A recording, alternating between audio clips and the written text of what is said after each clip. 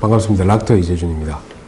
요즘 들어서 이제 날씨가 덥고 여름철이다 보니까 또 오랜 기간 동안 장마가 있었죠. 그래서 뭐 습도도 높고 등등 여러 가지 주변 환경들도 그렇지만 그 산모분들 중에서 두통을 호소하시는 분들이 굉장히 많습니다. 그래서 오늘은 두통에 대해서 전반적으로 한번 정리를 해드리도록 하겠습니다. 산모분들이 호소하시는 두통은 크게 나눠서 이제 두 가지 두통의 종류가 있습니다. 하나는 이제 긴장성 두통이라고 그러고, 보통 이 긴장성 두통은 머리가 전체적으로 이렇게 지끈지끈하면서 아픈 거죠.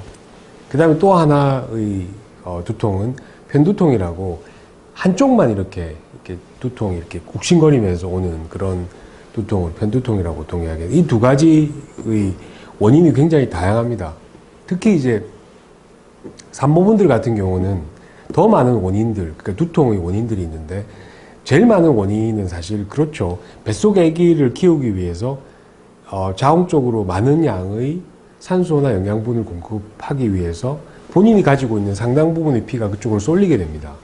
그럼 당연히 본인이 몸으로 가는 혈액량은 전체 양에서 줄어들게 되겠죠. 특히 이제 머리 쪽으로 가는 양이 줄어든다 그러면 사실은 머리 쪽에 있는 혈액순환이 잘 되지 않고, 그것 때문에 이제 혈관이 부풀어 오르고, 그래서 뇌세포를 압박하고, 그래서 두통이 생기는 경우가 많이 있습니다. 그것 말고도 사실 산모분들이 이제 임신을 하게 되면 보통 저혈당이 약간 생기게 되는데, 처음에 이 저혈당이라는 것 자체만으로도 사실 두통을 유발시킬 수도 있습니다. 그것 이외에도 이제 사실 정서적인 거나 심리적인 원인도 있는데, 예를 들어서 임신이라는 것 자체가 몸에 커다란 어떤 변화이기 때문에 지금까지 한 번도 경험해보지 못한 여러 가지 증상들이 몸에 막 나타납니다. 그러면서 이제 불안해지고, 그리고 그 불안감이 사실 두통으로 나타나기도 합니다.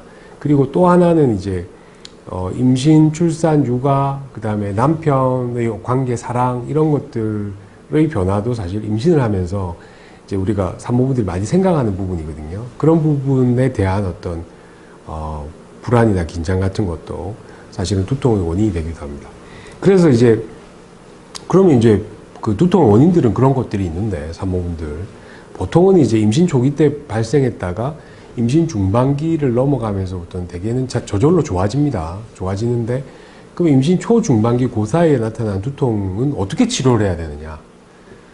첫 번째, 이제 제가 서두에 이제 말씀드렸던 원인 중에서 혈액순환이 잘 안 된다. 그러면 이제 가벼운 산책이나 뭐 운동 같은 거를 조금 해주시면 아무래도 심박 출량이 늘어나면서 혈액순환이 이제 원활하게 되겠죠. 그러면서 두통이 이제 사라지는 경우가 상당 부분 많이 있습니다. 그리고 제가 설명드렸던 약간의 저혈당 때문에 나타난 두통이라 그러면 그 사탕이나 조그만한 초콜릿이나 이런 것들을 드셔서 혹시나 이제 두통이 완화가 된다 그러면 본인이 저혈당 상태구나라는 것을 생각해 보시면 됩니다.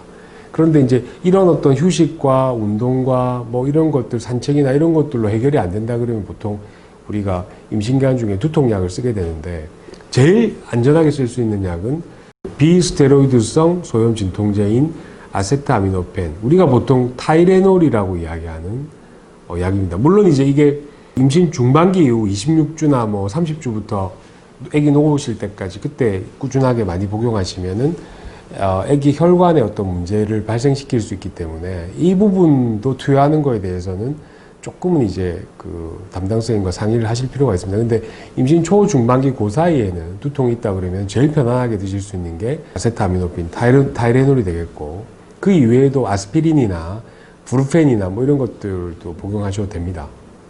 물론 이제 담당 선생님과 상의하시고 난 다음에. 그리고 만약에 그렇게 복용하셨을 때도 두통이 이제 사라지지 않는다라고 그러면 이제 여러 가지 다른 원인들을 우리가 생각해 봐야 되는데, 물론 임신 기간 중에 뭐 두통을 일으킬 수 있는 가장 흔한 질환은 임신 중독증입니다.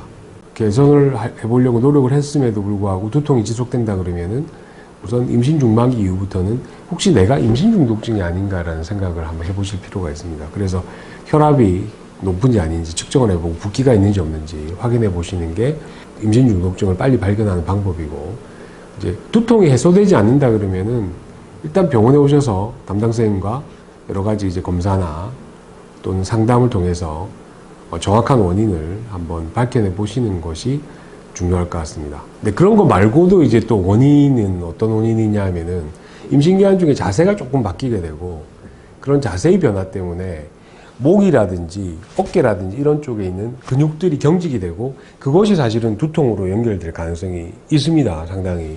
그래서 산모분들이 주로 이제 많이 풀어줄 수 있는 근육 이완 방법은 뭐 체조나 스트레칭 뭐 이런 것들은 당연히 이제 하시는 게 좋지만 얼굴이나 이쪽 부분 근처 같으면은 관자놀이를 이렇게 눌러주신다든지 아니면은 뭐 목 마사지, 어깨 마사지 같은 것들을 압박해 주시면 조금 도움이 되기도 합니다. 그래서 그 두통의 원인 중에 상당 부분이 잘못된 자세나 또는 임신기간 중에 바뀐 자세 때문에 생긴 목, 어깨 쪽의 근육의 이상 때문에 생긴 두통이라고 말씀드릴 수 있습니다.